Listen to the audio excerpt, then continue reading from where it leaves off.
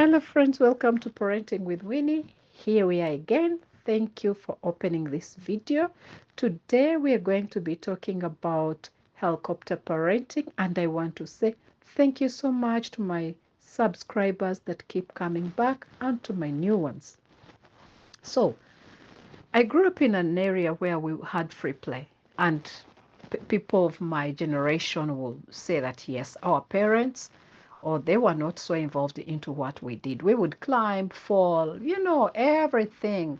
You saw boys playing soccer everywhere and girls playing everywhere, and we would play, and no one followed us to know, oh, did you fall? Did you hit? Did you this? But then as times changed, by the time we were giving birth, and then we started hearing things like kidnapping, people raping young children, and all these things, risky things that came in. Parents started becoming helicopter parents because we became overprotective because of fear of all those things that were coming in. So, what is helicopter parenting first? One, let me say that when we face such topics, first of all, you want to think it's your partner, it's your sister, it's your mama, it's your uncle, it's your auntie, it's your brother. No. It is always very advisable that we look at ourselves first. Look at you so that you can be able to improve yourself. When you start looking at other people, it doesn't allow you to improve, to grow, and to learn. And for sure, parenting needs us to learn every day, to grow every day, to develop every day, and to be open to new information. So to help you know if you're this kind of a parent, let me say some of the things. One is preventing your child from exploring things. For example, if you have a little boy that loves climbing, you're always bringing them up. They try to climb, you say, oh, you're going to fall. Oh, watch that child. Oh, he's not, you know. And so you deprive them of knowing that, oh, if you climb like this, you'll fall. If you do it like this, it's a good choice. So the children they grow up not knowing good choice, bad choice. And then in toddlerhood, you may constantly shadow your child, always playing and directing their behaviors. You play with them, but you always, no, honey, no, don't do that. Yes, do this. Yes, do that. You are overprotecting them until they do not know what are good choices and bad choices. And then in elementary school or primary school, you ensure that your child has a certain teacher who is following them up, or coaching teachers, or whoever we call them. And even when you bring them in, when you bring someone to train your child in a certain area, you train the trainer to train your child the way you want them to be trained. Huh? I hope I made. Then you find yourself monitoring and controlling their homework. I've had parents like say, oh, honey, we have to go back home because we have homework to do. You're owning it too much. You have other things to do, and he has homework to do. Homework is not yours. You shield them from failure. If they fail, then you pull your way to change that. Don't let them fail. Now I'm talking as an educator and as a parenting coach this time, not as a parent. So allow them to fail. You do for your child what they should be doing for themselves. You influence your child to an extent to even choose their friends for them. You take them to a certain school because they are a certain family, so that so and so can become a friend to your child. You even tell them, don't you see so and so can become a good friend? Don't befriend this one. Like, you are over controlling until the child does not know how to make their own choices. So 3 words are going to define us, the parents that might be helicopter parents. One is over controlling, over protecting, and over perfecting. I think is what it's supposed to be. Over controlling, over protecting, and over perfecting. Yes, over perfecting. That's the good word. So Those are the three words. So why am I coming up to say, oh, stop overparenting? Because it has long-term consequences on our children. One is the underdevelopment of the brain. Helicopter parenting involves parents taking decisions for their children.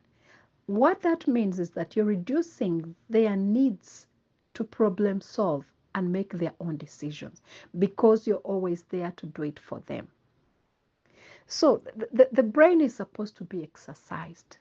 And when it doesn't get exercised, it stays in one position. When you're always making decisions for this child, they never fail, they never make decisions, they never make wrong decisions and know that, oh, that wasn't a very good choice. With all this, the brain stays in one place because it is like a muscle. It's not being exercised. So the brain is exercised by doing. This means doing it yourself, failing and falling and learning how to better do it the next time. This is what increases the connectivity and effectiveness of the parts of the brain. So having helicopter parents could be hindering a child's ability to develop problem solving and decision making skills. So let's watch out. 2. A helicopter parent may affect a child's emotions. And here I want to call it emotional backlash. So it's emotional backlash. Additionally, if parents exert too much control over situations and step in before children try to handle the challenge on their own, or physically keep children from challenging contexts altogether, they may hinder the development of self-regulatory abilities. Again, this is related to the control of the prefrontal cortex. The more developed it is, the more of a lead it can hold down on emotions. This is a well-researched area. You know, there was a research study published in the journal called Developmental Psychology, and to determine that a 2-year-old exposed to this kind of parenting ended up less able to regulate their own emotions and behavior by age 5. So by age 5, they are struggling with managing their emotions. That upped the risk for the emotional problems at age 10. So we need to step back. Point number 3 is that it leads to low self-esteem and confidence. Helicopter parenting backfires. The over-involvement of the parent makes the child believe that their parents will not trust them if they do something independently. So they're always coming back to you. Oh, help me make this decision. Did I not do this? Therefore, it leads to the lack of self-esteem and confidence. When we parent this way, we deprive our kids of the opportunity to be creative, to solve problems, to develop coping skills, to build resilience, to figure out what makes them happy, to figure out who they are. I'm not saying that your child coming to you for approval, for affirmation is wrong. No, it is really good. But make sure that you're not overdoing it until they don't know who they are, the capacity they have, the energy they have, their weaknesses, and their strength. Although we over-involve ourselves to protect our kids, and this may in fact lead to short-term gains, our behavior actually delivers the rather implicit soul-crushing news. Kid, you can't actually do any of this without me. That is the message we are sending. So it is soul-crushing. We need to watch out. The other point is that it leads to immature coping skills, low frustration tolerance, which equals to disadvantage when it comes to the workforce. I mean later on in life. When the parent is always there to prevent the problem at first sight or clean up the mess, the child can never learn through failure, disappointment, or even loss. They deprive the kids of any meaningful consequences for their actions. As a result, the kids miss out on the opportunity to learn valuable life lessons from the mistakes they make. Life lessons that would contribute to their emotional intelligence as they grow. You know? So, we need to let the children clean up after themselves. For example, I can tell you that at preschool age, the child can feed themselves, can help themselves to dress up, can clean up after themselves, they can scrape their plates, they can feed themselves, they can do so much. But mostly, especially well-to-do families that have money, can afford maids and nannies, parents overdo it. The child is being fed, dressed, everything throughout kindergarten, sometimes even in elementary school. They are still helping the child do everything. So we need to step back and say, our children need to learn. The other factor is that it leads to mental health problems. Helicopter parenting increases a child's depression and anxiety levels. They're always in lookout for guidance. And when left alone, they become too nervous to take a decision. Multiple studies over the past decade summarize the social and psychological risks of being a helicopter parent's child. These kids are less open to new ideas and activities, and they are more vulnerable, anxious, and self-conscious. I'll maybe leave that one there. The sense of entitlement complex. I see this a lot. When parents involve themselves in their children's academic work, in their social life, and athletic lives, children get accustomed to always having their parents to fulfill their needs. This makes them demanding, as they feel that it is their right to have what they want, and their parents are supposed to be fulfilling their desires and their needs. This is so common in my community. It also leads to the child becoming mean and aggressive. Research has shown that kids raised by intrusive helicopter parents tend to be meaner or more selfish or more hostile towards other kids. This is believed to be a response of extreme parental control. Kids will act out and assert their dominance as a way to regain a sense of agency over their lives.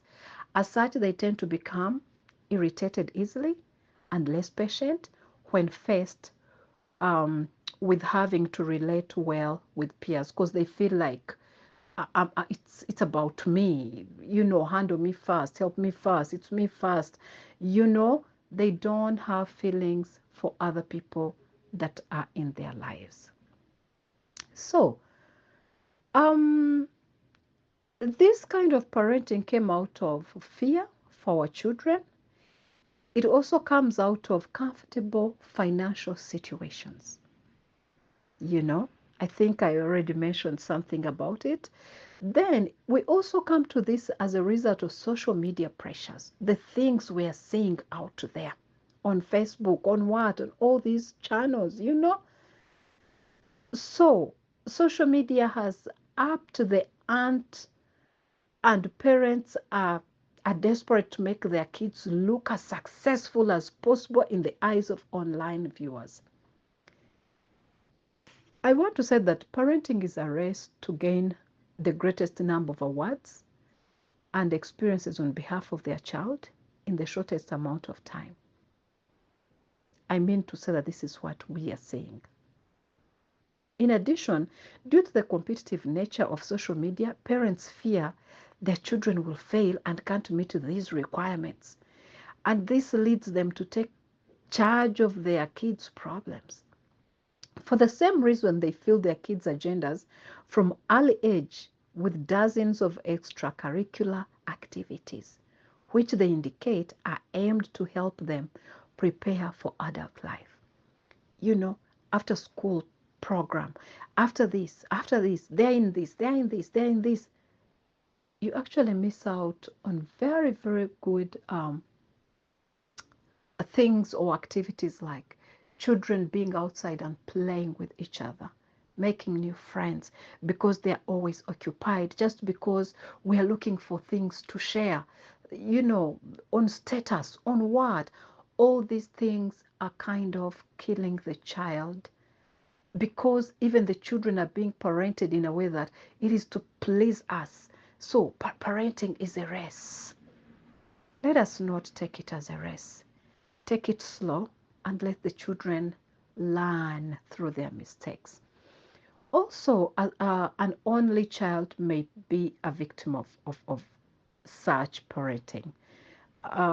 Parents do not want to be seen as emotionally distant parents, so they overcompensate by being excessively present and then sometimes limiting the child.